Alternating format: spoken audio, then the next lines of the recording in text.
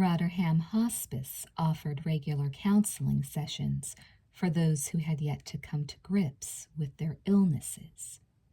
These groups were usually led by Dr. White and were really no more than opportunities for people to unburden themselves. Although Dr. White occasionally did say something useful. Alanka had attended a couple of them before the formation of the Midnight Club and had felt they were beneficial for those who found comfort in shared sorrow.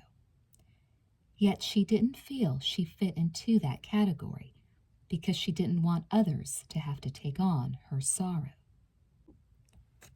She wished they could all get up and walk out the door and play baseball, even if it meant they all had to sit on the bench. At least this is what she told Dr. White, who had not argued with her about it. But the Midnight Club was different. It was about life, sometimes extremely violent life, true, not about death. How had it started? None of them was exactly sure. Spence said it was his idea, but Alanka thought Kevin had been the first to bring it up. Then again, Kevin said she was the brains behind it. Whatever, the idea had clicked instantly. They would meet in the study at the stroke of midnight. There would be a roaring fire. The stories would flow. They would fly with them, and the nights would be a little less dark. The four of them were already friends: Spence, Kevin, Anya, and Alanka. Sandra they let come along for the ride. That was it, they all agreed. No one else was to join the club. And the funny thing was, no one else asked to join. The late hour of their meetings may have had something to do with it. Midnight was prohibitive for the deathly ill. When Dr. White heard of the club, he was enthusiastic, as they knew he would be. But he was surprised when they refused to let him sit in. Surprised, but not offended. He knew the best therapies were the ones they created for themselves. He offered them the study, the best room in the house, plenty of firewood, and told them to enjoy. Alanka and Sandra hurried toward the study, entering as Spence was throwing another log on the already hearty fire. The walls were wood-paneled, walnut. The room smelled of wood and old books. No wonder, as the many shelves were stuffed with volumes that could have been brought over with the first American settlers. Alanka had once found a 2-century-old French pornographic novel in the study. At least, that was what Spence said it was, who just happened to be walking by at the time, and who just happened to read and speak French. Of course, the book might have been about child care, for all she knew. The study was centered on the fireplace, an ancient brick affair that they often joked was big enough to cremate all of them. Although the room was fitted with easy chairs and even a couple of small couches, they chose to meet at the heavy mahogany table in the center of the room.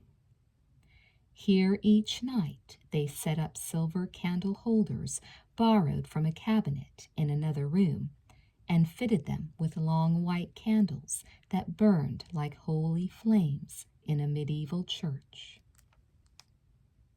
Alanka took a seat between Kevin and Spence and across from Anya and Sandra.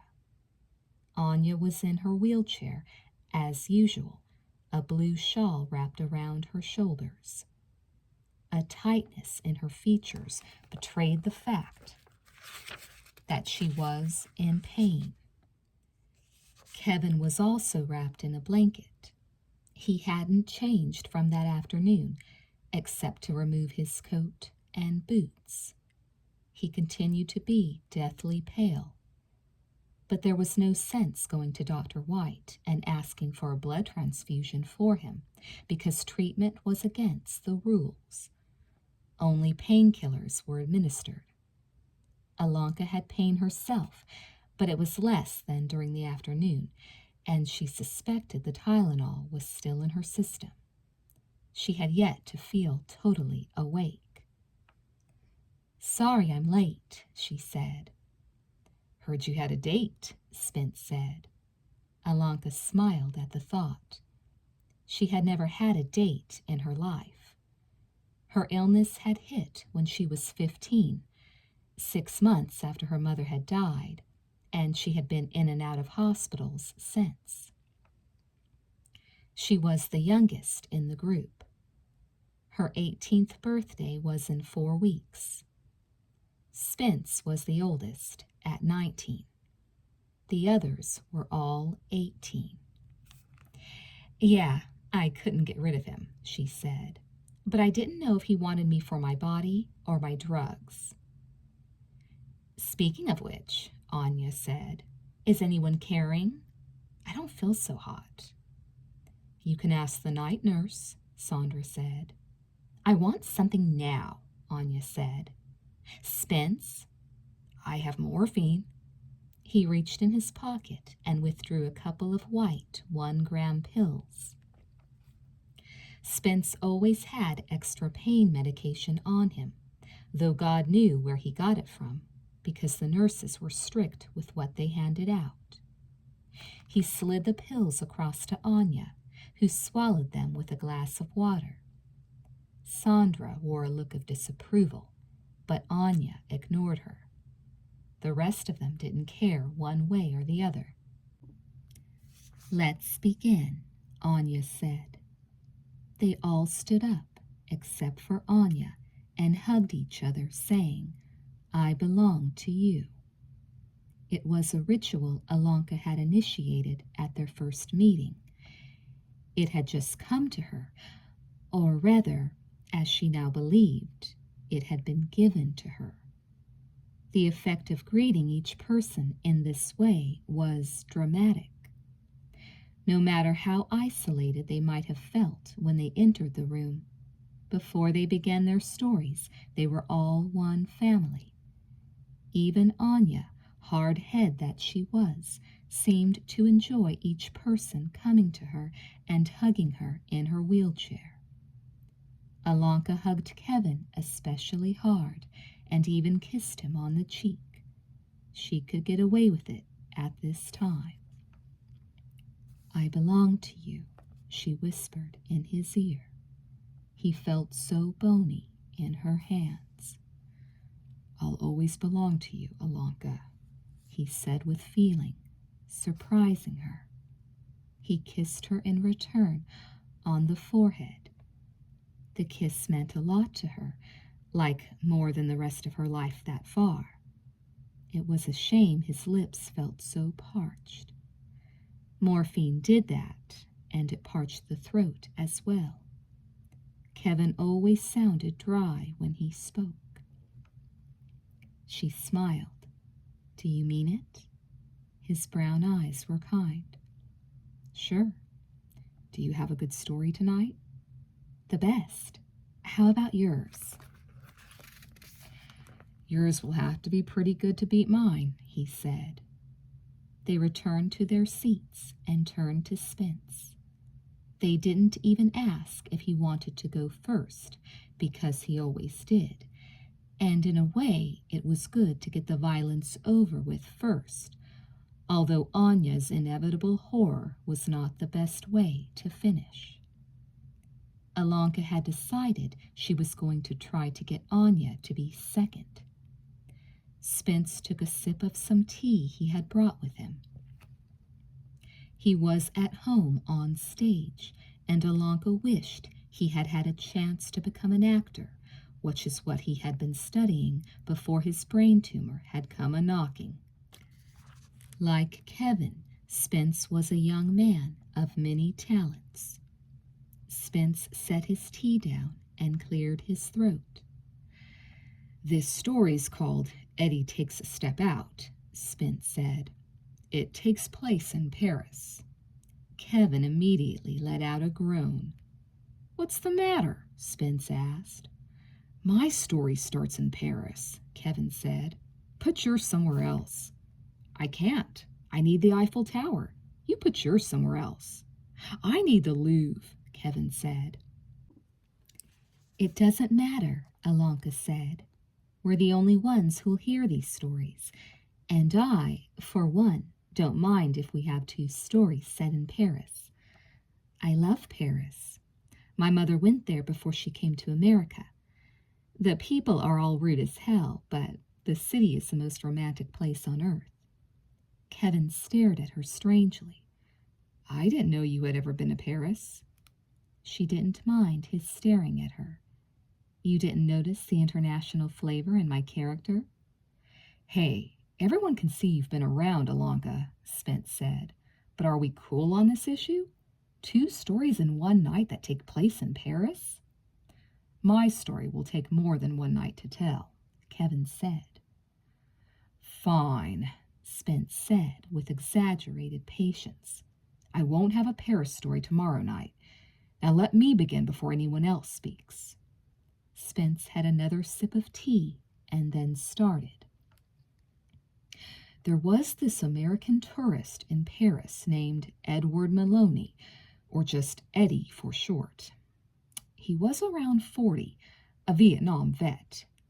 His face was badly scarred from the napalm his buddies had accidentally dropped near him while clearing out the jungle. Because of his hideous appearance, he had trouble getting girls, unless he paid for them. Even prostitutes didn't like to go to bed with him because it was hard to fake pleasure when they had a monster staring down at them. We're off to a great start, Anya muttered. Spence smiled and continued. Eddie was in Paris to get a little payback. Most of you probably don't know this, but the French were in Vietnam before the Americans, and in Eddie's mind, it was the French who had started the war and been the cause of his misery. Also, like Alanka said, everyone in town was rude to him since the day he had arrived. Eddie felt he was just going to give back where he felt the giving was due. The night we meet Eddie, he plans to go to the top of the Eiffel Tower with a couple of high-powered telescopic rifles and begin wasting people, one by one. You see, Eddie thinks he can shoot at people for a long time before the police discover where the shots are coming from. His rifles have silencers, sniper scopes, and have a range of over a mile. You never have silencers on sniper rifles, Anya said. Also, you can't shoot with accuracy at over a mile. Please, I know more about guns than you. Let me go on. Eddie doesn't want to pull this little caper off alone. He has an old girlfriend from high school who now lives in Paris, which is another reason he has chosen Paris to make his big statement to the world. Her name is Linda, and she left him for a football jock while he was in the army. That was 20 years ago, but Eddie has tracked her down and decided she is to be by his side when he starts shooting. He also plans to use her as a shield when the police finally figure out where the bullets are coming from. He goes to her house after midnight. He has a pistol with a silencer as well. He bought all these goodies on the black market in Paris, where, as you might guess, Arab and Israeli arms dealers practically work out of malls. Linda is shacked up with some guy from Colombia, but Eddie has no trouble or compulsion about blowing the guy away. Wait, Anya said. How did he get in the house? No one in Paris locks their doors, Spence said. Yeah, they do, Alanka said. Spence shrugged. Well then, he went in through a window. Eddie is a pretty good climber still for an old guy. Anyway, he blows away Linda's boyfriend while the guy is sleeping and jumps on her chest and puts the gun to her head. He said, "Scream, baby, and it'll be the last sound you hear in this life." Linda recognized him because she had seen him once after the war. She knows to keep her mouth shut. Eddie told her to get dressed, and then he let her out to his car.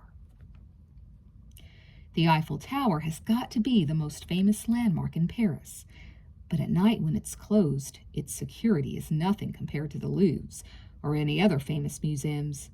That's a fact. It's because you can't steal the tower. You can't do much of anything to it unless you had several cases of dynamite.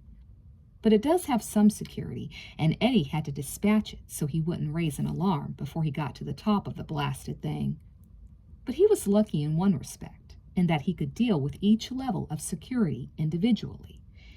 If you visit the tower, you start at the bottom, of course, and then you go up a few hundred feet to the second level, then another few hundred feet to the third level.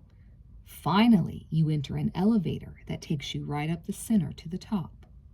Eddie had Linda with him as he parked and walked toward the entrance on the ground floor. "Can we interrupt if we don't think something is plausible?" Anya asked. "No," Spence said, insulted. "You're the one who tells stories of demons and witches. How plausible are those? Besides, everything I say is theoretically possible. I've been to the tower. I know guys like Eddie. He's an amazing character who had this plan for years. Let me continue." With one hand, he pulled Linda along. In the other, he had his silencer pistol. He made Linda carry the suitcase that held the rifles. They were kind of heavy, but he told her if she didn't do her share, he'd put a bullet in her brain. She wanted to scream. There were a few people around, but she decided to wait for a better chance to escape. At the entrance, there were 2 guards standing around drinking coffee. Eddie didn't hesitate. He shot them both in the chest. Quickly, he hid their bodies. Then he shoved Linda into the elevator that goes up to the second and third levels. It is operated manually, and as they started up, Eddie was feeling good. He was committed. On the second level, Eddie climbed out with Linda, leaving the suitcase with the rifles inside. He didn't have to stop there. He could have gone up to the third level, but he wanted to knock out all the security in the tower. There were only 2 security people on the second level. Eddie finished them off in a minute. "How come Linda hasn't started screaming yet?" Anya wanted to know. "She's afraid he'll kill her," Spence said. "I've explained that already. Quit interrupting me so then I won't interrupt you." Eddie went up to the third level, where it was the same story. 2 security guards blown away. Then he transferred Linda and the suitcases to the central elevator and was on his way to the top. Here he ran into a problem. There was only 1 guard at the top, but the guy had been alerted because he had tried to call down to his buddies on the other levels and gotten no response. When Eddie got off the elevator, the security guard ordered him to halt. He was only 20 feet away. Eddie figured the guard wants him to stop. He didn't speak French. And Eddie did halt for a moment, but then he reached into the elevator and dragged Linda out, holding her in front of him. He put his pistol to her head and said, "I'll kill her." But the guard didn't speak English. Besides, he didn't want to lay down his life to save what was obviously an American woman. He took aim and fired. The bullet caught Linda above the waist, on the left side, and went right through her. It hit Eddie in about the same spot, only a bit lower. The bullet had lost speed from first hitting Linda and ended up lodged in Eddie's side. They were both seriously wounded, but not bad enough to kill either of them, at least not outright. Eddie fired a return shot and caught the guard in the right eye. The guy went down, dead. Eddie had the Eiffel Tower to himself, but he was bleeding. They both were. Pretty bad. The top of the Eiffel Tower has both an inside and an outside viewing area. Up there, the wind is always blowing. Even in the summer, it's cold. The door to the inside was locked, and Eddie didn't bother taking the dead guard's key to open it. He didn't even bother tying Linda up. She was bleeding enough to keep her in one place, but not enough to shut her up. Not that Linda was a big talker.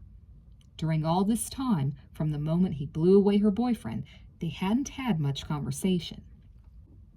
"Yeah," Anya complained. "I'd like some interaction between them before the police blow them away." How do you know that's the way it's going to end? Spence asked. You're predictable, Anya said.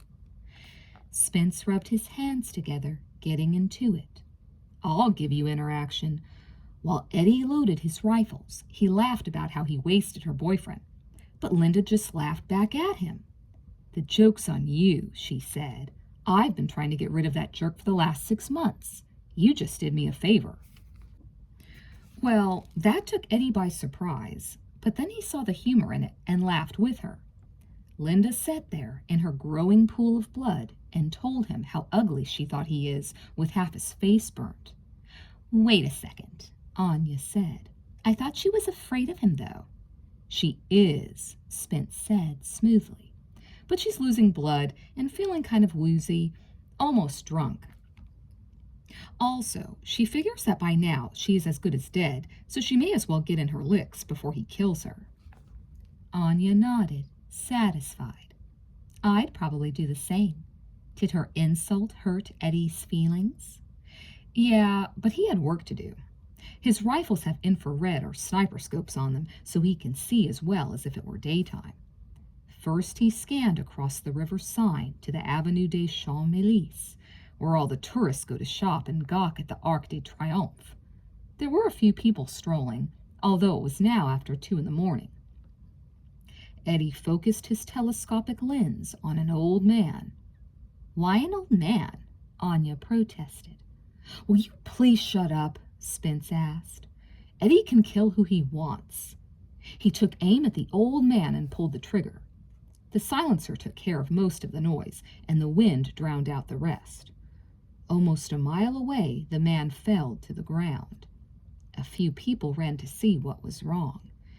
They saw the blood, the bullet wound, and looked anxiously around. Eddie smiled. He felt good, like he was back in Vietnam. Oh, I forgot to tell you, Eddie loved his Army tour of duty until they fried his face. For him, Nam was like Disneyland. Behind him, Linda asked if he has hit someone. He said, yeah, 1 down, 100 to go. Linda swore at him. She was weird, but she wasn't a murderer. She had been happy to see her boyfriend buy it, but that didn't mean she wanted to see a bunch of innocents go down. She tried to slow down his slaughter by asking him what he had been doing since they last talked. Like Eddie really wanted to recount his life story to her. After all, she had run off on him with another man and set him on the dark road into madness. Yet he did end up talking to her because he had no one else to talk to. But he continued to move around the top of the tower, picking people off one by one in different sections of town. Below him, he saw the police and ambulances scurrying toward each of his victims. They had no way of knowing where the bullets were coming from, so he thought. He told Linda how he had been unable to find work when he returned home, and how he had had to take drugs to kill the pain in his face, and how he had ended up becoming addicted to the drugs, and how he had started to steal to support his habit. Surprisingly, Linda was sympathetic to him. No way, Anya interrupted. I'm not so predictable, am I? Spence asked, grinning. It's easy to be unpredictable when you're incoherent, Anya said.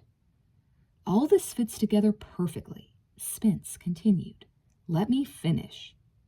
Eddie had killed maybe 30 people, or at least seriously injured that many, when Linda dropped her bombshell.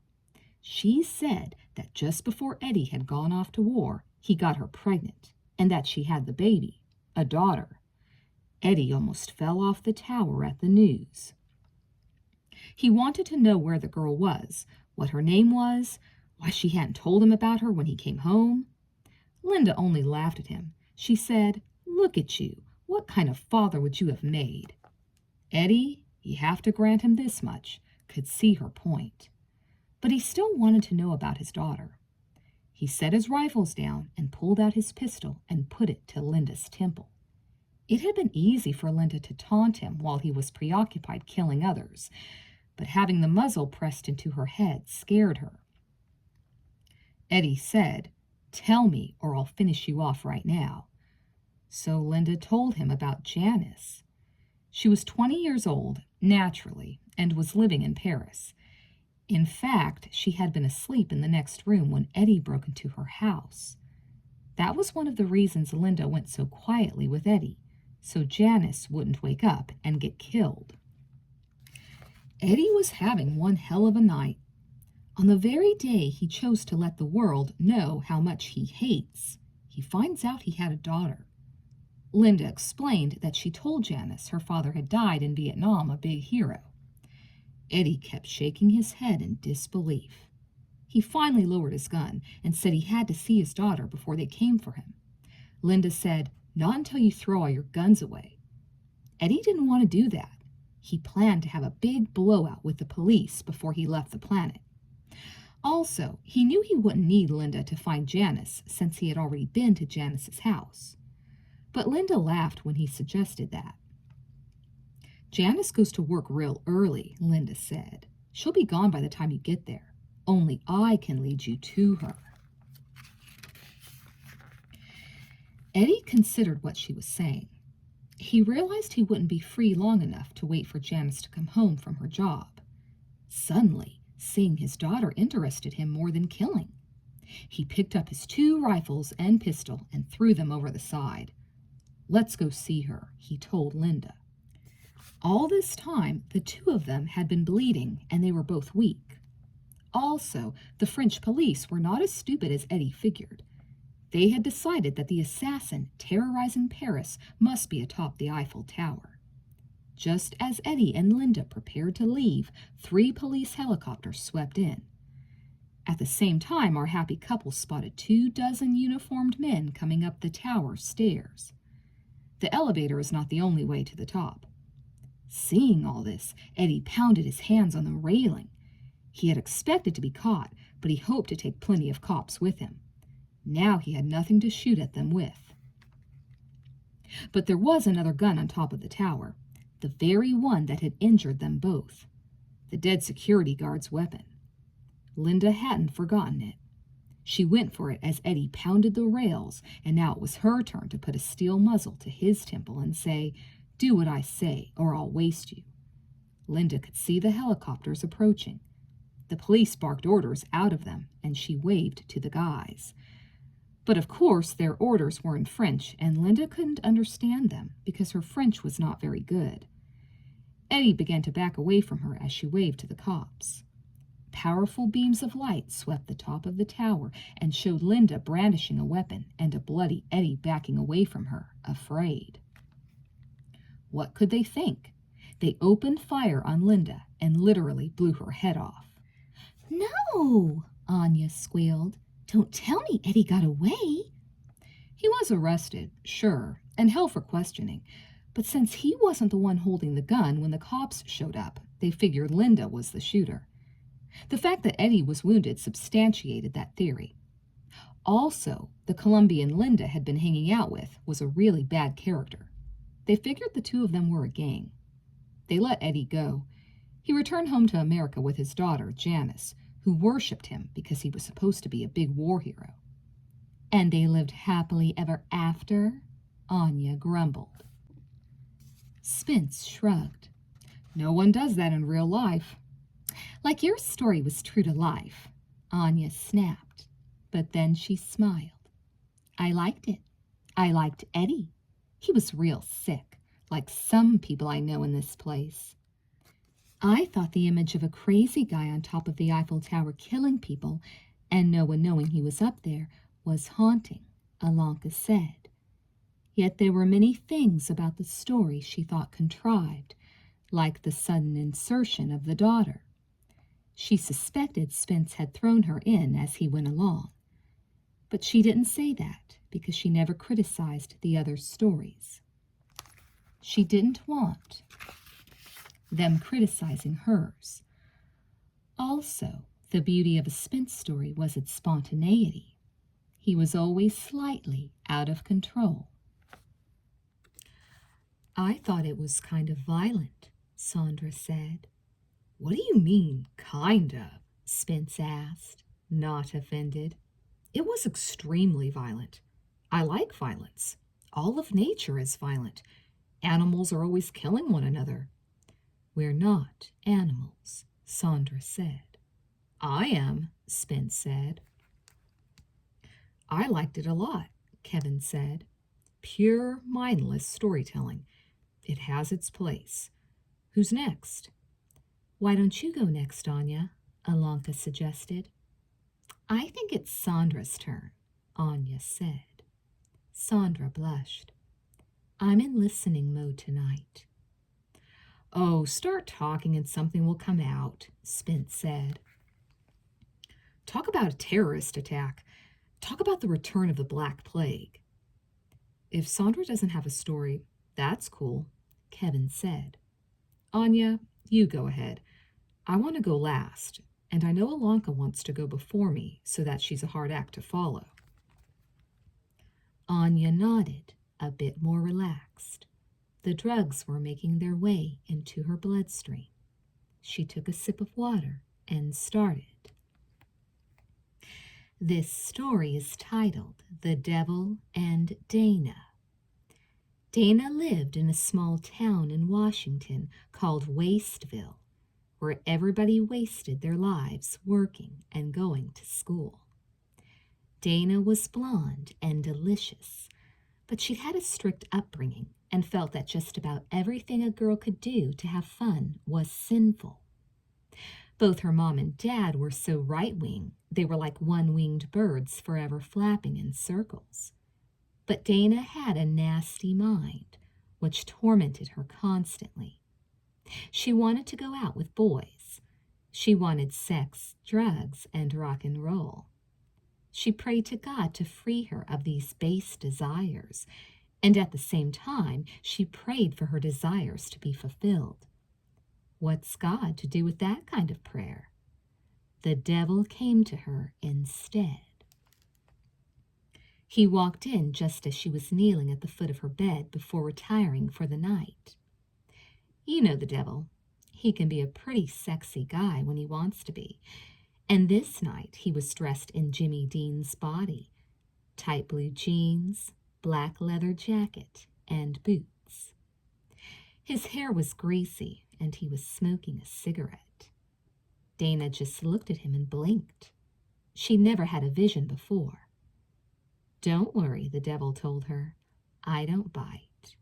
He pointed to her bed. Can I sit down? I want to talk. Dana nodded and sat on the bed beside him. Sure, she wanted to know who he was, and he told her. I'm the devil, he said. But don't worry, I'm not as bad as people say. Dana didn't know if he was serious or not, but she didn't argue with him, mainly because she thought he was pretty cute. Dana was born way after James Dean was dead and didn't realize she was talking to a clone of sorts. She just said, What brings you here? Well, the devil took a drag on his cigarette and said he had come to make her an offer.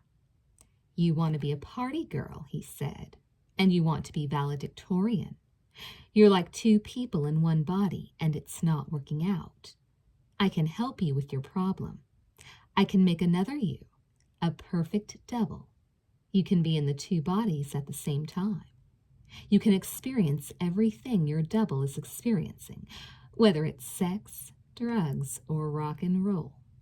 You can do this even while you're in church praying. How can you make another me? Dana asked. I'm the devil said. I can do anything I want. Are you really? Dana asked. About this time, she started to really notice him. She realized that no matter how much he puffed on his cigarette, it didn't get any shorter. My talking ain't going to convince you, the devil said. But if you agree to my little bargain, and I make another you, you'll have to be a believer. What do you say? Now Dana became suspicious, because if he was the devil, why would he help her? What do you want in return? She asked. The devil smiled, which always had a wonderful effect on women. Nothing. Nothing? You don't want my soul? The devil waved his hand. No, I don't need to win souls. That's propaganda your priests and ministers feed you.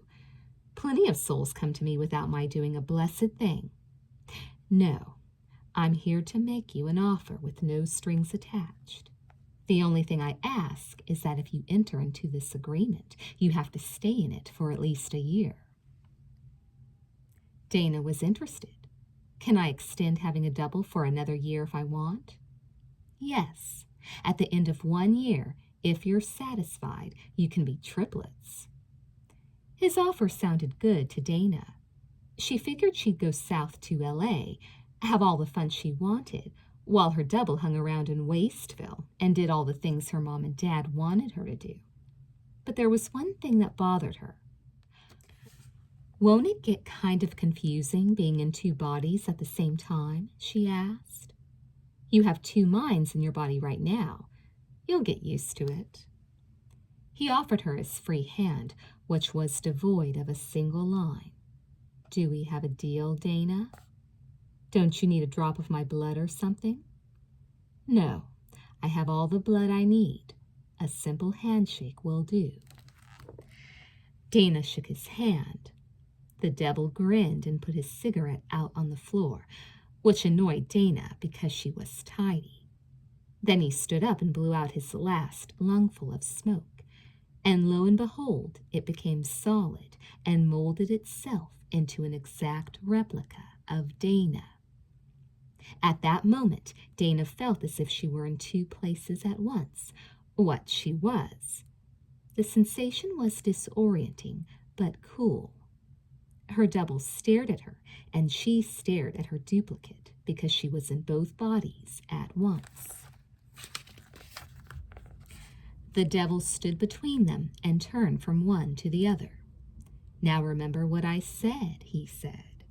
You've got to be 2 people for at least a year. Why do you make that a condition? Both Danas asked at the same moment. In response, the devil smiled slyly and then vanished. Now you might think the 2 Danas would have had plenty to talk about, but the truth is they didn't have a single thing to say because it would have been like talking to yourself.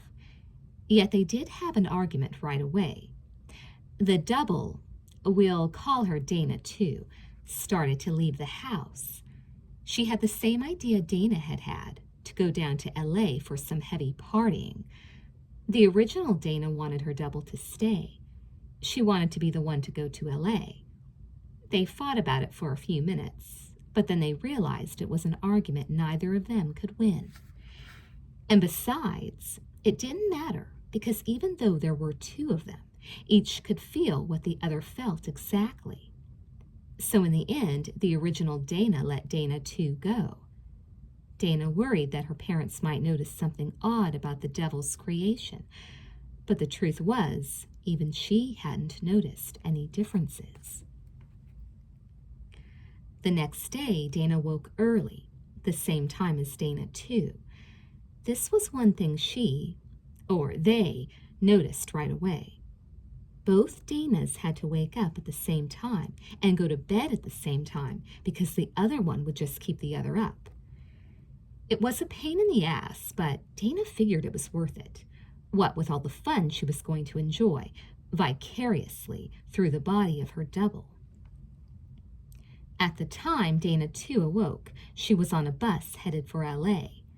Dana had given her double all the money she had, or rather, her double had taken it. It was the same difference. Dana went to school and had a dreadful day because the bus her double was riding was uncomfortable, and the trip from Washington to L.A. was a long one. She spent the whole day wishing she could block out what her double was experiencing. But she figured things would pick up when her double got situated. Dana went to bed early that evening because her double was exhausted. The next day was better. Dana, too, was finally in L.A. and out on the beach, sunbathing in a skimpy bikini. Sitting in class, the original Dana could feel the warmth of the sun on her legs and chest, and the grainy sand beneath her butt.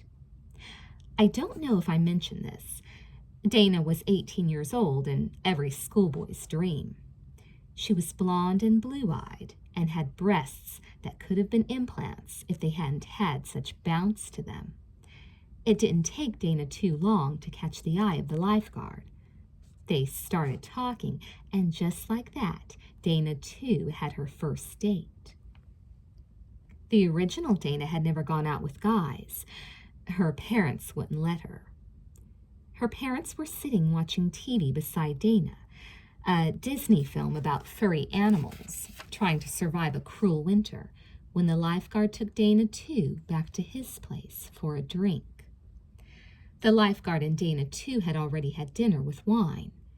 You can imagine how hard it was for the original Dana to maintain her composure while she was sitting with her parents, especially when the lifeguard began to kiss Dana too real long and real deep and touch her breasts.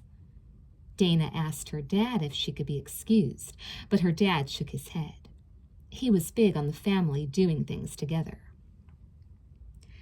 So Dana lost her virginity in the same room as her mom and dad, in a manner of speaking. I'd like to be able to say that she was able to keep from crying out when she had an orgasm for the first time, but I'd be lying. Dana let out a real whopper, as did her double, and Dana's mother was so shaken to see her beloved daughter in such a state that she insisted Papa rush Dana to the emergency room. Dana smiled all the way to the hospital, and the doctors could find nothing wrong with her except slightly elevated blood pressure. Time went on, and life was interesting for Dana, because Dana too was really going to town. She didn't stay with the lifeguard long. The guy had a fetish about never wearing a shirt, and when they went out anywhere nice, they were always being stared at. She teamed up next with a movie producer who let her stay at his place. This guy, his name was Chuck, had had success with a couple of low-budget movies, but he wasn't a big-time producer by any means. He was still struggling. He told Dana, too, that he saw potential for her on the big screen, and she believed him. They both did. Then Chuck turned Dana too on to Hollywood's favorite low-calorie sweetener, cocaine. Dana too had a nose for it, if not the brain cells, from the first sniff. She loved the stuff. She would get totally stoned in the middle of the day, and the original Dana would sit in class, glassy-eyed, and doodle in her textbooks. Dana began to do poorly in class, but she didn't care because she was going to be a movie star soon. She loved Chuck, too, kind of. He was a fun kind of guy. Sex with him, especially when loaded, was like dying and going to heaven. Secretly, Dana sometimes wondered why the devil didn't just change his name to God and make the whole world a happy place. She felt nothing but gratitude to him. But that feeling didn't last because Dana's situation, both of them, changed real quick-like. Dana, too, came home one day and found Chuck in bed with another guy. He asked her to join them, but Dana, too, had been brought up strict, and there was only so far a girl could run from her roots. She left Chuck's house and didn't go back. Now Dana, too, had a problem, and that meant Dana had a problem.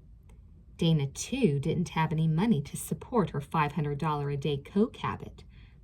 She began to go through withdrawal, and so did Dana, which made it impossible for her to go to school, never mind get good grades. Dana's father was not happy with his daughter's behavior, and he whipped her repeatedly, at the same time that Dana, too, wandered the streets of LA looking for a place to sleep, food to eat, drugs to snort. It was a miserable life for both girls. A few months went by. I could go into more detail about how things steadily went downhill for both of them, but I don't think it's necessary. Suffice it to say that Dana ended up expelled and permanently grounded, and Dana too ended up homeless and abused. then, finally, Dana had had enough. She wanted out of the bargain. She prayed to the devil to get rid of her double, but he didn't answer her prayer. Her double had to be aware of her praying and must have told the devil to stay away. Now, this might seem a contradiction, that they should want different things. But it's not because, like the devil said, they were like two minds in one body. And in this sense, Dana was no different from every teenager. She didn't want this because of that. This was good and that was bad. But that always preyed on her mind because everybody always wants what is forbidden. Dana wasn't praying to the devil or God either now. She was disgusted with God. She thought what an idiot he must be, because when he created Adam and Eve in the Garden of Eden, he told them that they could have everything they wanted except fruit from the tree of knowledge. Dana thought what a stupid psychologist God must be, because, of course, they would want what they couldn't have. Or else God did know what he was doing and was just playing with them. Either way, God had created the devil, and Dana felt she was being manipulated. She decided to take matters into her own hands because she couldn't stand a year of being split in two. She would kill her double. The instant she made her decision, her double was aware of it, of course. You would expect that her double would simply flee. But that wouldn't work because Dana would know where Dana 2 was going. The moment Dana decided the double had to go, Dana 2 decided Dana had to go. They each blamed the other for their problems, even though intellectually they understood they were blaming themselves. But what use are intellectual thoughts when you feel miserable, huh? They wanted out of it. One of them had to go. Dana's father had a shotgun for hunting. Dana swiped it and his car and drove south toward LA. Dana, too, could see her coming and figured she would wait for her to arrive. But I don't mean Dana, too, waited idly. She got her own gun, a pistol, and tried to work out a strategy. But whatever she came up with, she saw Dana laughing at her. They both told the other telepathically, "The hell with it. Let's see what happens when we meet." And meet they did, at the end of a crummy alleyway in one of the worst sections of LA, late at night. At midnight, actually. Dana came up the alley with her shotgun leveled at Dana 2, who had her pistol aimed at Dana's head. The two of them moved closer and closer until it seemed one of them had to shoot. But if one of them was hesitating, the other was as well. They got within 10 feet of each other and still no shots were fired. "Well," Dana 2 sneered, "what's the matter? Are you afraid?" "If I'm afraid," Dana said, "you are too." Dana 2 nodded. "That's true, but it was your idea to drive down to kill me. If it was my idea, you gave it to me." "Touché. So at least we recognize that we are blaming each other for our mutual problems. That's a start. How are we going to get to the end?" "One of us has to go," Dana said. "You know that as well as I do. And since I was here first, I should be the one who gets to stay." "How do you know you're the one who was here first? How do you know where you were standing or sitting when the devil made me or you? He's a crafty devil, you know. Besides, what does it matter? I'm the same as you. I deserve to live as much as you." "You deserve to die as much also," Dana said, her finger on the trigger of her shotgun. They continued to point their weapons directly at each other. They were both sweating.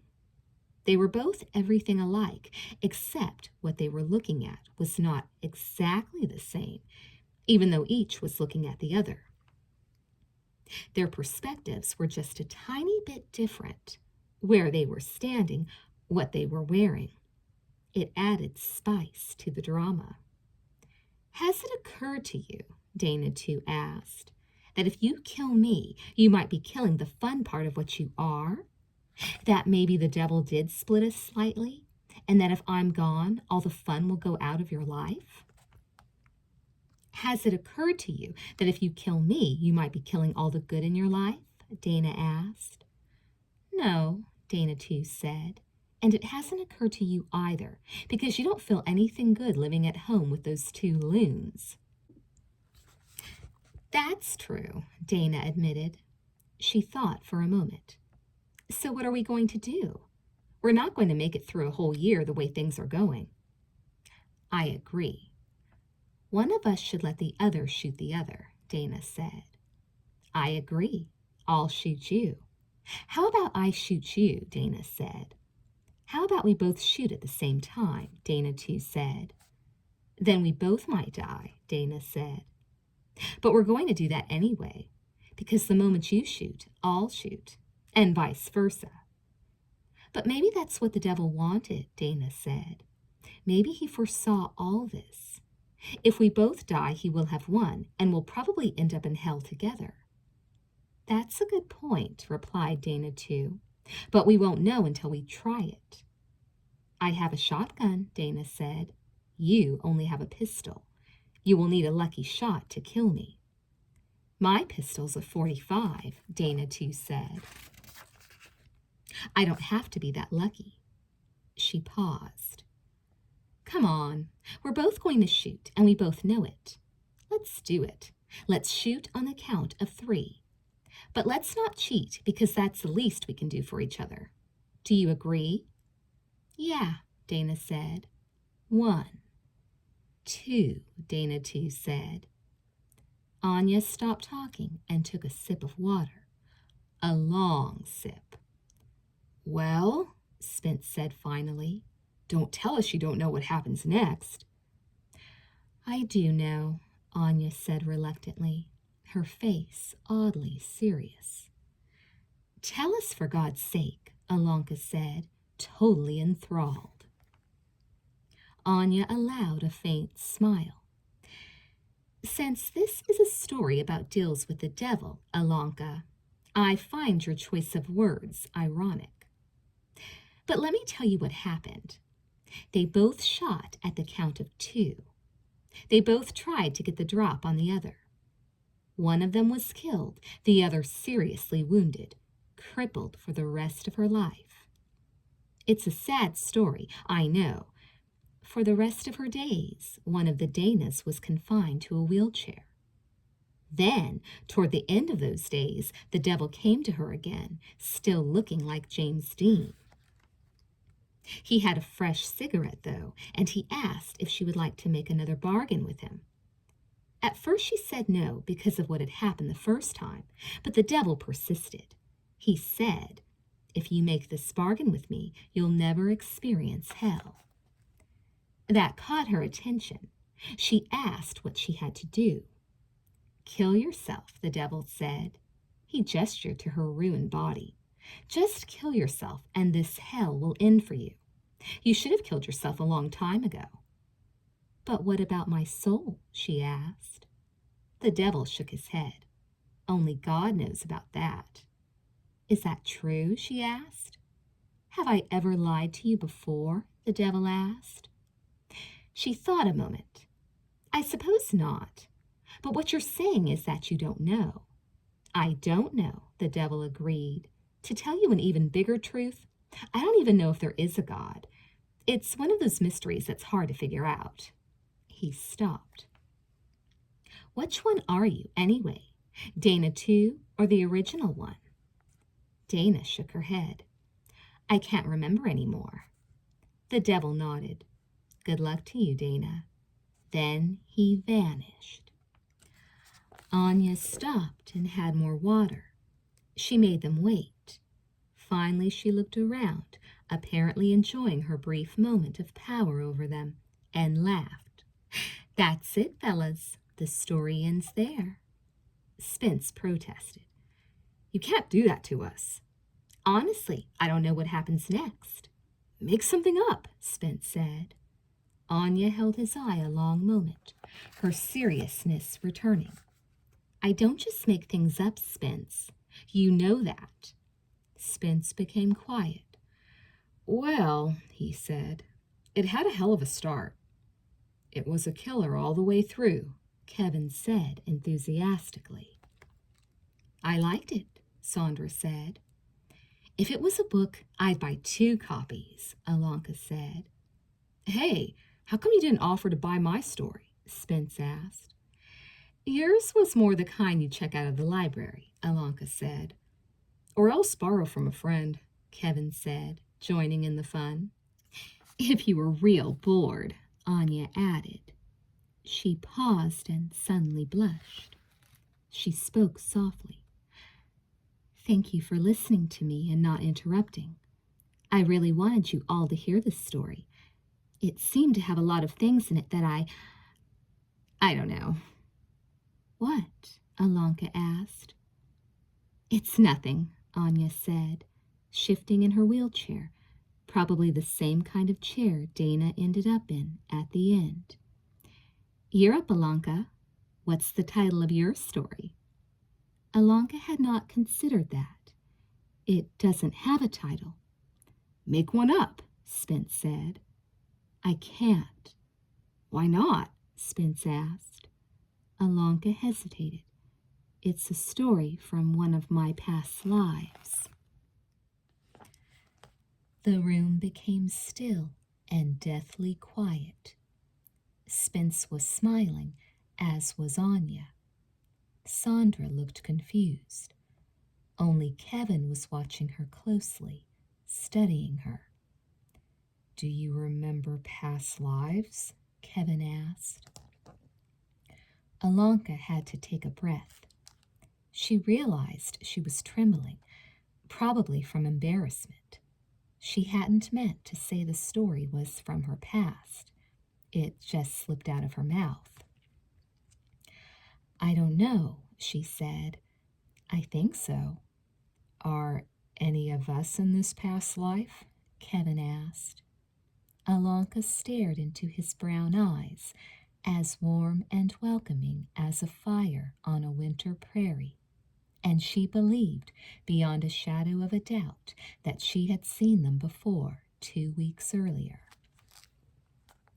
Yet it was odd at that moment that she should lie to him. No, she said, there's just me. Kevin continued to study her, his cheekbones high, his skin as smooth and pale as a vampire's. Interesting, he said. Tell us your tale. It was in Egypt 20,650 years ago, Alanka began. I know that's about 13,000 years before we think ancient Egypt existed, but that's how it comes to me. At that time, there were pyramids close to the Nile, but the Nile was not where it is now, but 6 miles to the east. Anyway, these details are not important, and if you don't believe them, I don't mind. My name was Delius. As the story starts, I was about 27 years old, tall and thin, very austere. I was not married, but there was a man in my life, a very great man. He was my master. I don't remember his name. I think that's because I always called him Master. He was like Jesus or Buddha or Krishna. He was filled with the divine. Near him, the feeling of love, of power, and most of all, of presence was profound. He had many supernatural gifts. He could heal, know what any person was thinking, and be in more than one place at the same time. But these gifts were not what made him great. It was how he could change a man or a woman's heart that was the true miracle. Being around him, people became like him. They became divine. That's why he was on earth, to bring people back to God. I loved him a great deal, and always felt like I would do anything for him. I had a friend at the time, a very special friend named Shraddha, who had a 13-year-old daughter I was close to. That was Mage, darling Mage. Shraddha and I were so close, I felt as if her daughter was mine. But even though Shraddha loved me, she was jealous of my relationship with her daughter. Mage would listen to everything I said, and she looked up to me as if I were her teacher.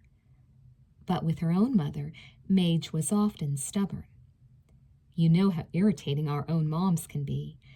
It was the same long ago. Once I invited Mage to my house to spend a few days. Mage was delighted, but Shraddha had doubts. She didn't like her daughter away from home because the times were dangerous. There had been a drought for many years, and food was scarce. People act crazy when they're hungry and do things they would never ordinarily do.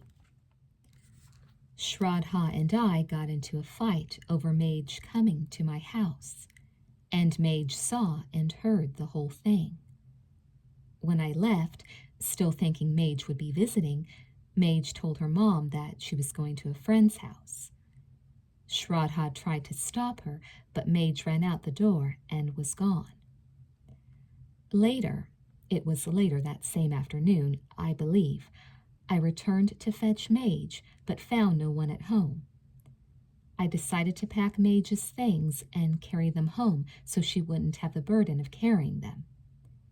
Years before, I had made a bag for Mage out of coarse linen. On the outside of the bag, I had stitched Mage's name. If I close my eyes, I can see the symbols now, like hieroglyphs, but simpler. I placed everything I thought Mage would need in the bag and hiked back to my house, which was 4 miles away. But unknown to me, Mage was dead. While hiking to her friend's house, the young girl had been ambushed by 2 starving men. This will be difficult to hear. It's painful for me to even think about. But they killed Mage so that they could eat her. In the latter years of the drought, cannibalism was common. Mage's remains were found by a local peasant, and her identification was made possible by a scarf she wore. But there was not enough left to bury. Certainly not enough left to prepare in the ways the Egyptians at that time liked to prepare the bodies of their dearly departed. While I was at Shraddha's house, Shraddha was being led by a peasant, a man who had worked for the family, to her daughter's bloody remains. Shraddha returned home totally devastated, but something she saw there lifted her spirits. Mage's personal items were gone. Shraddha believed her daughter's spirit had come for the items before leaving for the next world. You see, they believed the spirit had a use for such things, even dead. That's why personal items were buried with the dead. That was part of the religion of the time, but it was not one of the teachings of the Master. Very few followed the Master in those days because he had predicted that the drought would not last, but it went on for 7 years. He had made a false prediction on purpose so that only his devoted followers would stay with him. Throughout eternity, the Master would first appear as godlike and then appear fallible, but he would always be the same eternal being inside. Shraddha's only comfort in the days immediately after her daughter's death was that the girl had come home to take her things. Eventually, she had a chance to see the Master and told him what had happened to her daughter. And he said, "Yes, I know. I was with her when she died. You need not worry. She is fine. I took her into the light." At these words, Shraddha was happy, and she said, "Yes, I know her spirit still lives. She came home for her things before she left, but the master told her the truth.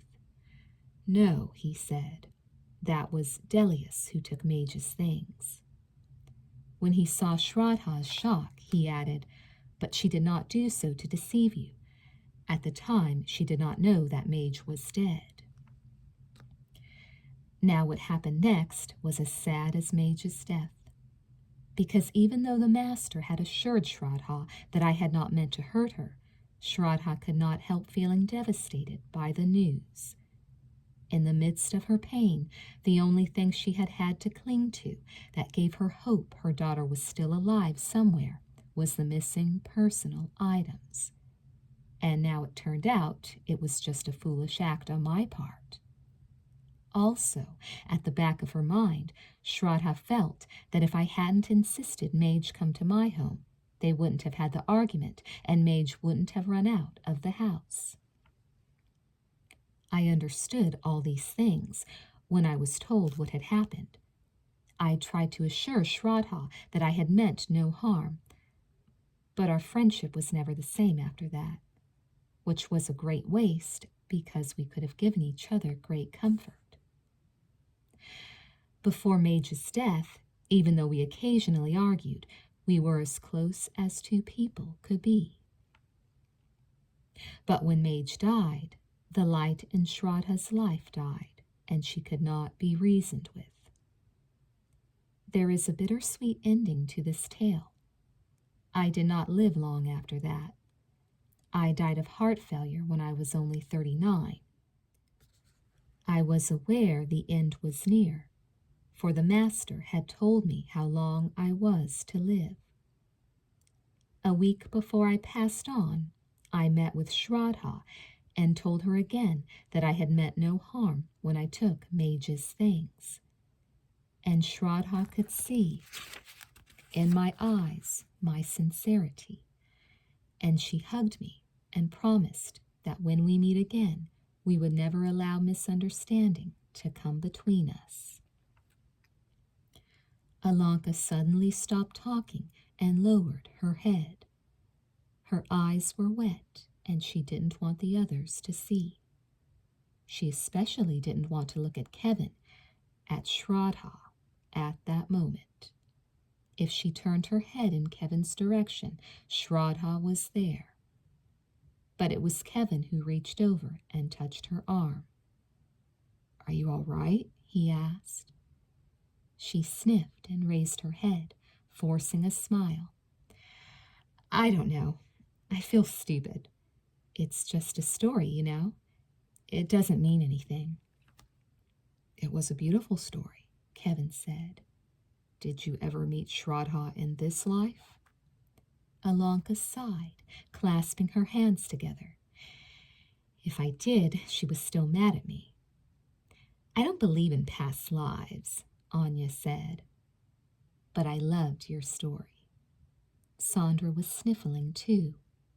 "It was so sweet," she whispered. "I think it could have used more description in the cannibalism scene," Spence said. "But otherwise it was nice. What did this master teach, by the way?" Alanka shook her head. "I can't explain now. So many things, yet only one thing. To be what we were, to be God. But in those days we used to say, 'I belong to you.' That's where I got the idea for it. The master always stressed how we were all one." "You feel you really knew him?" Spence said. Alanka shook her head slightly. "It could all just be imagination, but I feel it was a past life. Thank you for your compliments. Really, I was scared to tell the story. Only with you could I share it." She turned to Kevin. His hand was still on her arm, so tenderly. Wiping her face, she grinned at him. "So, am I a tough act to follow or what?" He let go of her. "Always," he said. He had a glass of water as well, and he took a drink before he began. Sometimes he had to stop a story in the middle because his throat would give out. He was so frail, her Kevin, and that was not her imagination. My story is called The Magic Mirror. It starts in the Louvre in Paris. For those of you who don't know the museum, it is probably the most famous in the world. The Mona Lisa and the Venus de Milo are there, as well as many other great paintings and sculptures. To see everything inside would take several days. As the story starts, we meet a young woman about Ilanka's age named Teresa. She is from, I'm not sure where, not America, Europe, but not France. Since I mentioned Ilanka, let's say Teresa is Polish. Teresa is visiting Paris alone, and like most visitors, goes to the Louvre. Right away, she notices the artists who work at the Louvre copying the paintings of great masters of the past. On any given day at the Louvre, there might be 20 or 30 artists at work copying. Some are students. Many are quite accomplished artists. Most are extremely good. But there is one artist in particular who catches her attention. He is copying Da Vinci's The Virgin of the Rocks, which depicts Mary with the infant's Christ and John the Baptist in the care of an angel. They are sitting in the shadow of a grotto. A mysterious vista, which gives the illusion of the dawn of time, extends behind the grotto. The painting, although not Da Vinci's most famous, is one of the most significant in Western art, and my personal favorite. The angel in particular has a beautiful radiance. It is as if Da Vinci caught her soul with his paints. It is a painting you could stare at for hours and see something new each minute. Teresa is intrigued by the painting, and even more so by the artist who is copying it, because his painting seems to be every bit as good as Da Vinci's. Also, he is a striking young man, not much older than herself, and at the time, Teresa was very lonely. Like I said, she came to Paris by herself, but this was because she was an orphan. She strikes up a conversation with the artist and learns his name is Hermé. But she's not sure if Hermé is French because he doesn't have a French accent. In fact, she can't place his accent and asks him where he is from. But Hermé evades the question. Hermé has a good reason for not telling her where he is from. If he did, she would think he was crazy. You see, Hermé is not a human being, but an angel. He is a particular angel we would call a muse. I believe it was the ancient Greeks who invented the term. A muse inspires our great writers, painters, poets, and musicians. Hermé had been Da Vinci's muse when the artist was alive, and also Raphael's and Michelangelo's. In a sense, their creations were his. But in this modern age, there is no artist capable of tuning into Hermé's inspiration. And so he passed his days copying at the Louvre. He could only work on the physical plane, appear as a human being and paint while he was at the museum. If he left the Louvre, he was just like any other angel, and people wouldn't know he was there. But it was a thrill for Hermé to be seen by humans, to be able to talk and ask questions. God had given him this special opportunity because of the great work he had done in the past. In the same way Teresa liked Hermé, he liked her. Her face intrigued him. He had an artist's eye for faces. Her eyes were warm and gentle, her mouth touched with sadness. Her voice also intrigued him because Teresa could sound like an innocent child and a wise woman in the same sentence. She was beautiful, and he was so taken by her that he suggested they have lunch together in a museum cafe, an invitation which Teresa readily accepted.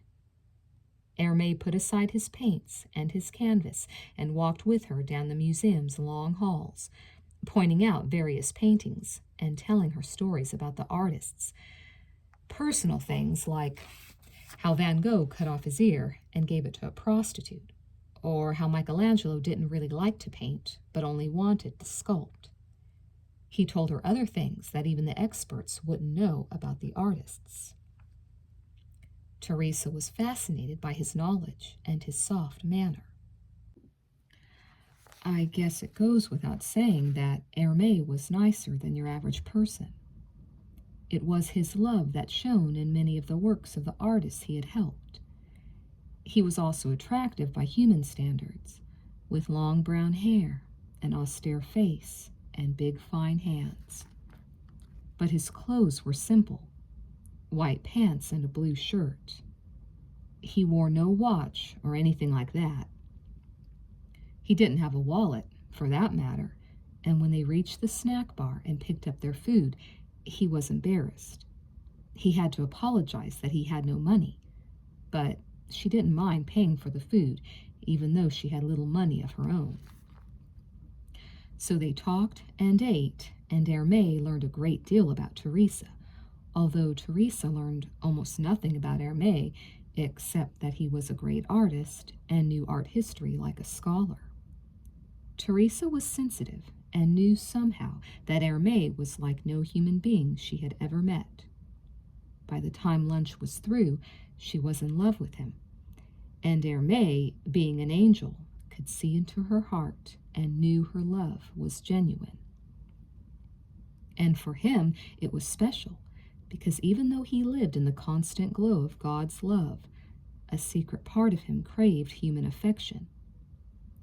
He had worked with humans for so many centuries that a part of him had become human. Maybe more than a part. When it was time for Teresa to leave the Louvre, he felt lonely. She promised to come see him the next day. At noon the next day, there she was, as Hermé was putting the final touches on his copy of The Virgin of the Rocks. Teresa couldn't get over how talented he was, and she went so far as to say his painting was better than Da Vinci's. But Hermé quickly corrected her that it only looked better because his paints were fresh.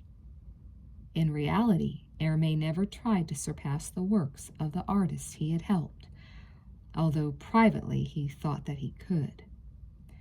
They ate lunch together again, and once more Teresa paid, which made Hermé feel uncomfortable because he wanted to take care of Teresa. She told him of her plans to go to America and dropped not-so-subtle hints about how much money he could make in America with his talent. Her enthusiasm was infectious, and Hermé had to stop to remind himself that he wasn't flesh and blood. That reality hit him painfully when Teresa asked him to go with her to see a movie. He told her he had to stay to finish his work, but Teresa, stubborn at times, tried hard to talk him into it, which only made him feel worse. He finally had to give her a firm no, which she misinterpreted, thinking that he didn't care for her. Just before she left, he asked if she would come to see him the next day, and she promised she would. The following afternoon went much the same as the previous two, except their feelings for each other were more intense. Once more, Teresa wanted Hermé to leave the museum with her, but he said he couldn't, not until later. She wanted to know how much later. She was willing to come back for him. When he said that would not be possible, she began to suspect that he had another woman or that he was married. But he assured her that was not the case, even without her having voiced her suspicion. That caught her off guard, that he seemed capable of reading her mind, but he quickly smoothed over his comment as a coincidence. Poor Teresa didn't know what to think. She had met this wonderful guy, but he seemed unnaturally attached to a museum. He wouldn't tell her where he lived, how he got to work, if he had any other family. Really, when she thought about it, she realized he had told her nothing about himself, only about the artists whose paintings hung in the great halls.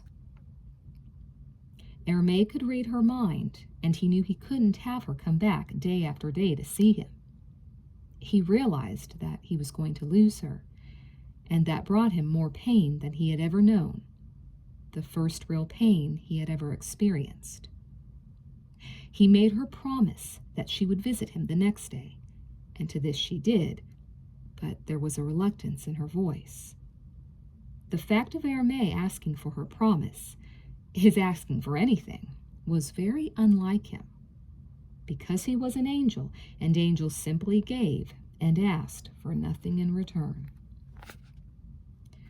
That night, alone in the Louvre, Hermé prayed to God to allow him to leave the museum and go out with Teresa. He prayed for many hours, and then, suddenly, he felt a great warmth enter his soul, and he knew that God had granted his prayer. But simultaneously, he realized that when he left the museum, he would never return to it as an angel. He would become entirely human and lose his angelic powers. But this he was willing to do for the love of his Teresa. I say his Teresa, and that's what I mean. Already he believed he would have Teresa with him for the rest of the life he had chosen. The next day she came for him, and Hermé left the Louvre. He walked outside into bright sunlight, Teresa's hand in his, and laughed out loud. He was so happy, so much in love. He thought it would last forever. But of course, he had never been mortal before. Kevin stopped talking and reached for his glass of water. They waited anxiously for him to continue, but he shook his head. That's all for tonight, folks. I'm sorry. Do you know the rest of the story? Anya asked. Yes, he said, but I want to tell it in parts. I can't think up a new story every night. I want to get full mileage out of this one. Alonka didn't believe him, for Kevin was the most creative one in the group. He was probably trying to keep them in suspense. She did worry, however, that he might have stopped when he did because he was tired. His voice had begun to weaken toward the end. She clapped softly in approval. It's a wonderful story, Alonka said. I'm like Teresa. I'm in love with Hermé already. He lowered his head. You are a lot like Teresa, you know. You're both Polish. She laughed. You added that at the last second. She almost added that he couldn't have chosen a better name if he had wanted to pattern Teresa after her, because her middle name was Teresa. But she knew no one at the hospice knew that, not even Dr. White, since she never used her middle name. She didn't want to give Kevin the impression that she thought he would put her in one of his stories. Oh no, not that, even though she was telling him stories of their past lives together. I think it's a wonderful story too, Sandra said. I can't wait to see how it turns out. I'll reserve my judgment for the time being, Spence said. Many a story can start out great and then fade. I've had it happen myself a few times. You've had more start awful and then get worse, Anya told him. She shifted in her wheelchair, absently smoothing her hand over a spot just below the stump of her leg. Alonka had often seen her make the movement before, as if she were trying to rub a spot on her leg that no longer existed. There's been a lot of talk tonight about God and angels and devils and past lives. Does anyone here really think that we survive after death? Are you trying to spoil the festive mood or what?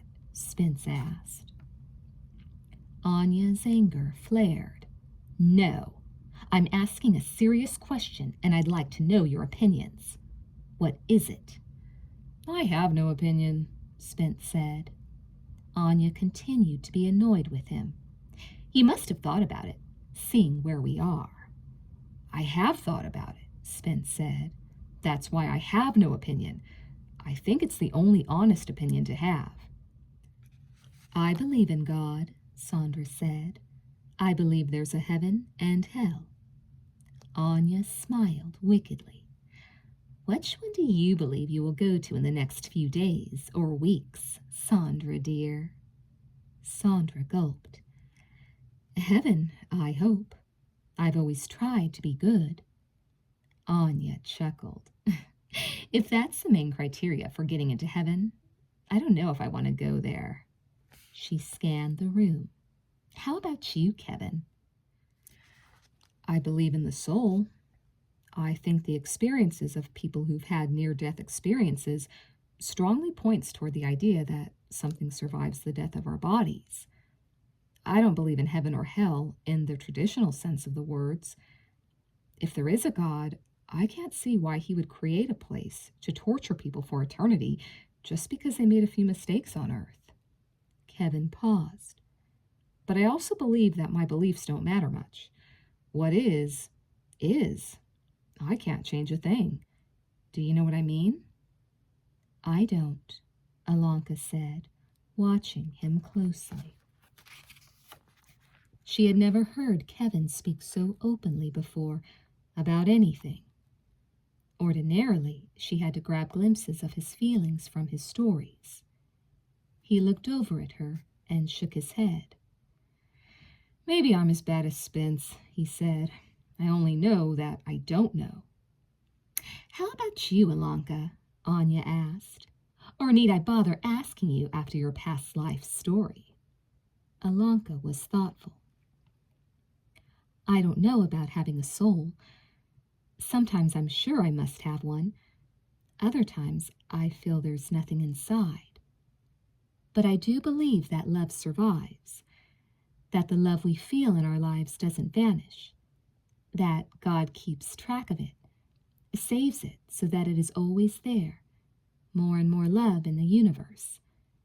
Then maybe each time we come back, there is a little more love waiting for us. If we do come back, Anya said. Alanka shrugged. I won't know until I do. Spence sat up. But that's why these discussions are a waste of time. We won't know what it's like to die until we die. Maybe the bright light people who've had near-death experiences see will turn out to be nothing more than the brain's last attempt to stave off the horror of non-existence. He paused. It's a pity that the first one of us to go can't come back and tell the others what it's like. Sandra made a face. That's an awful thought. Spence wore a strange expression, as if, even though it was his own idea, it shocked him. What's awful about it? He asked. I think it's the best idea this club has ever had. Alanka laughed uneasily. I don't want any ghosts knocking on my door in the middle of the night. But what if it were a ghost you knew?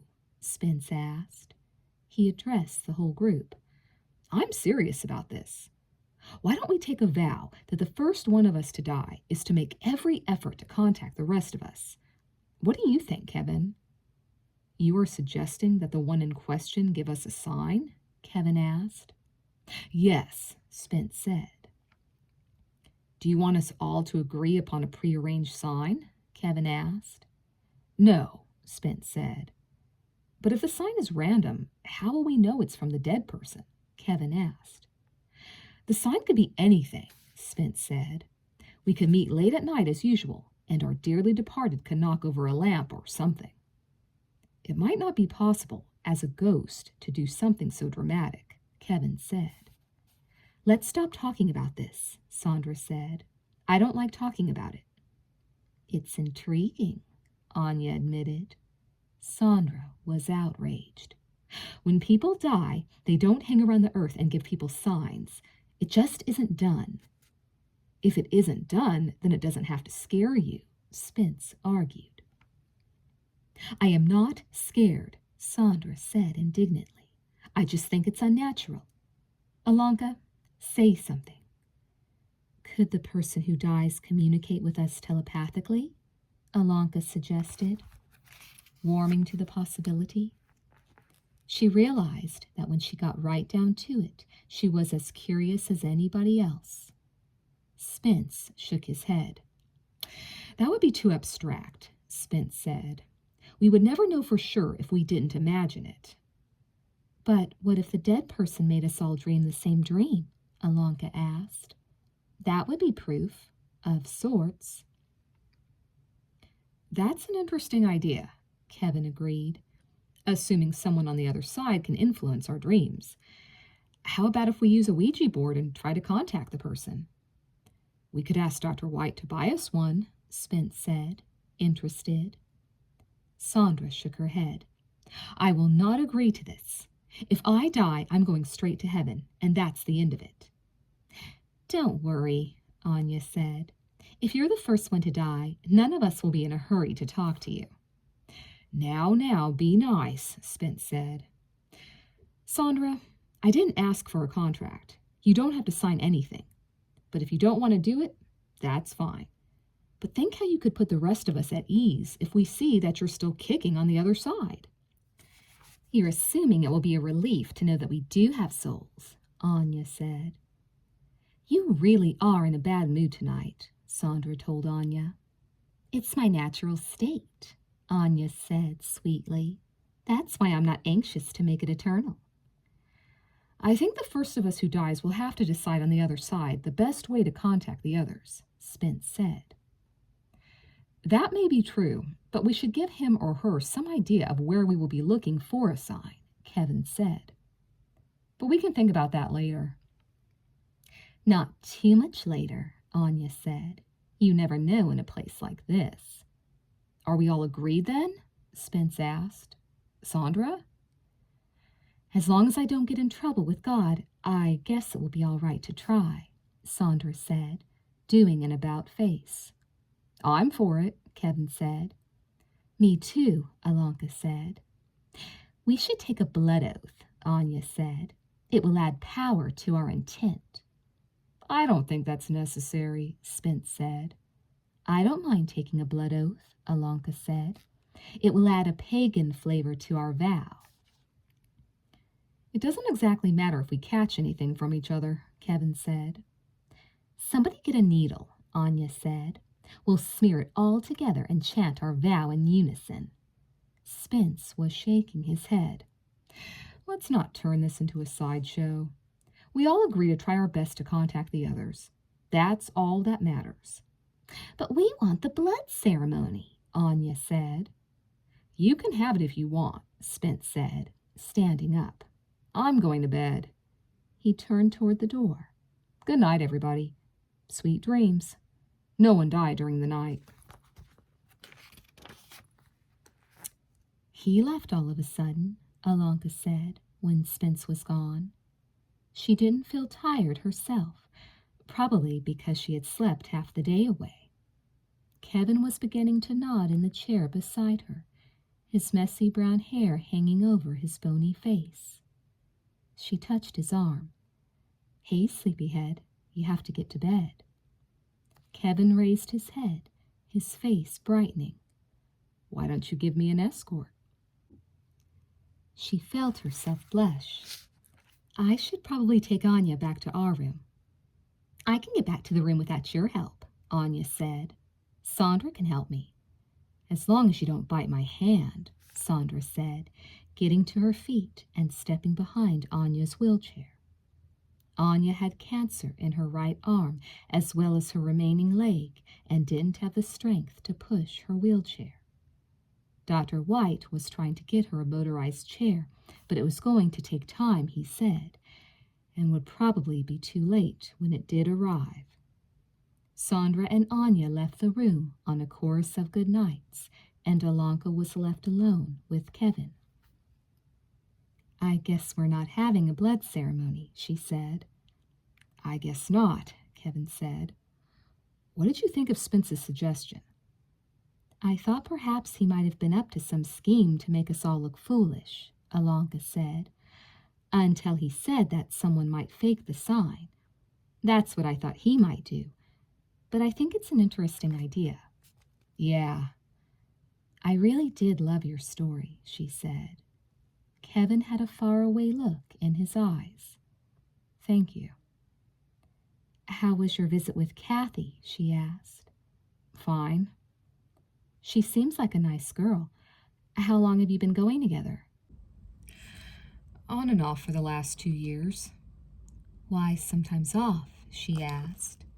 He glanced at her. I've been in the hospital a lot.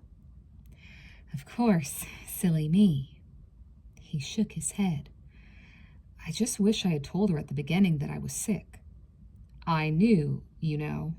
I just thought I'd get better. The doctors did too.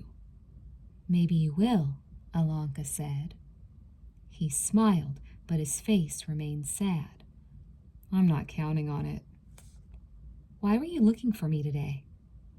I heard you're going to get a scan tomorrow. Who told you that? Dr. White. Don't be upset with him. He just confirmed what I had heard. You must have told someone. I did tell Anya.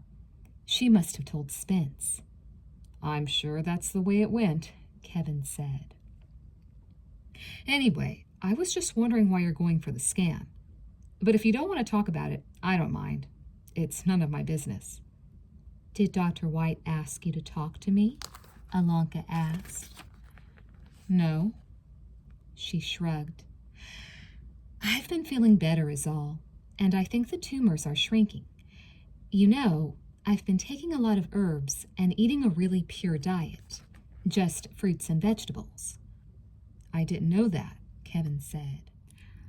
Look, if you're worried I'm getting my hopes up for no reason, just tell me. Only you know how you feel. That's what I told Dr. White. So there's no problem. Get the scan, and if you're cured, be sure to write.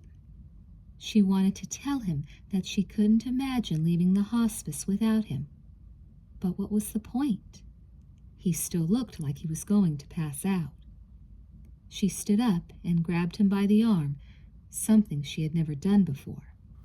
If you don't go to bed now, you'll still be here tomorrow night for our next meeting, she said as she helped him to his feet.